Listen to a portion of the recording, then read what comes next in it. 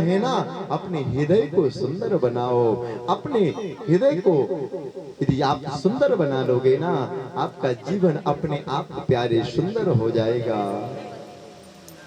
हम लोग क्या करते, बाहर से सुंदर दिखने की कोशिश करते हैं, अंदर क्या भरा है इससे मतलब नहीं। लेकिन बाहर से हम बुरे ना दिखे महाराज, बाहर से।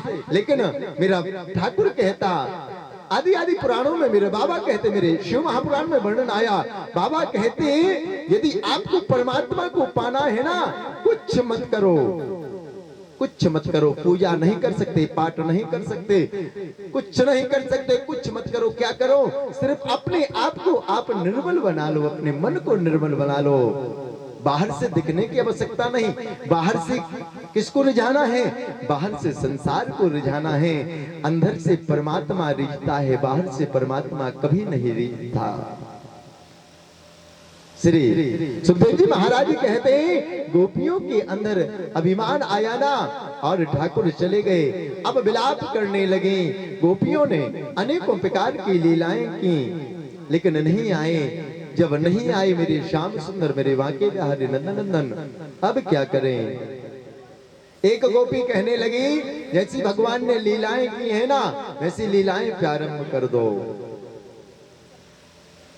अब बोले महाराज, एक गोपी पूतना बन गई और एक गोपी ठाकुर जी बन गई। पूतना बनी गोपी को, जो ठाकुर जी बनी गोपी थी, उस पूतना वाली गोपी को मार दिया, ताली बजाने लगी, पूतना मर गई, पूतना मर गई, लेकिन मेरा ठाकुर नहीं आया प्यारे।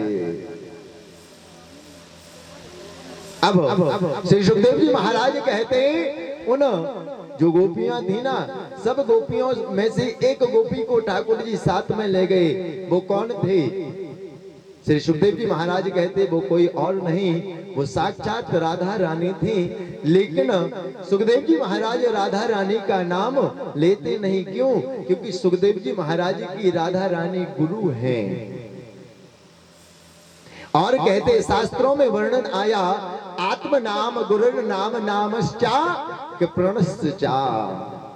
अपना नाम, आत्म नाम। शास्त्र कहते हैं अपना नाम नहीं लेना चाहिए, आत्म नाम गुरुर नाम।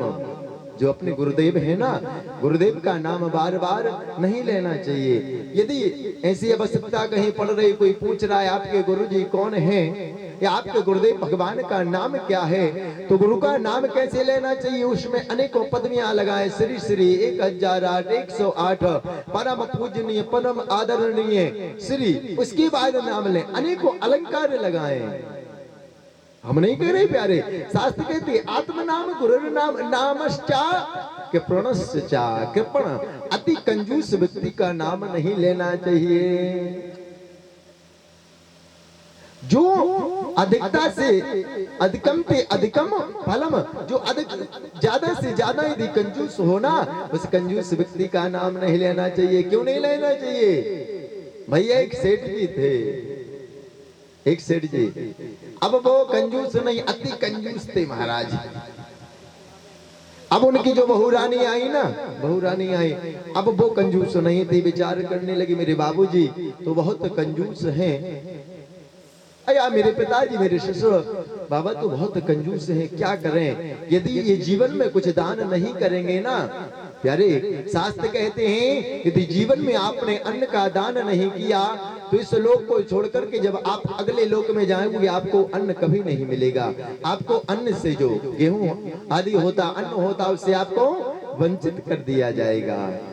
यदि आपने जीवन पर्यंत कभी धन का दान नहीं किया तो अगले जन्म में आपको धन से वंचित कर दिया जाएगा, धन आपको नहीं दिया जाएगा।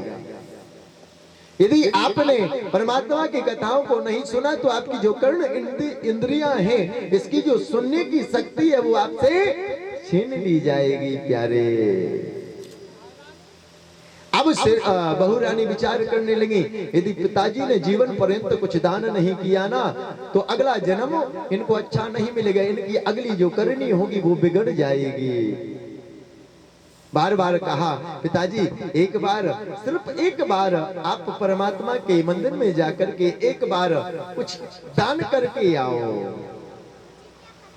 मैं इसके बाद आपसे नहीं कहूंगी राजीव जी, इसके बाद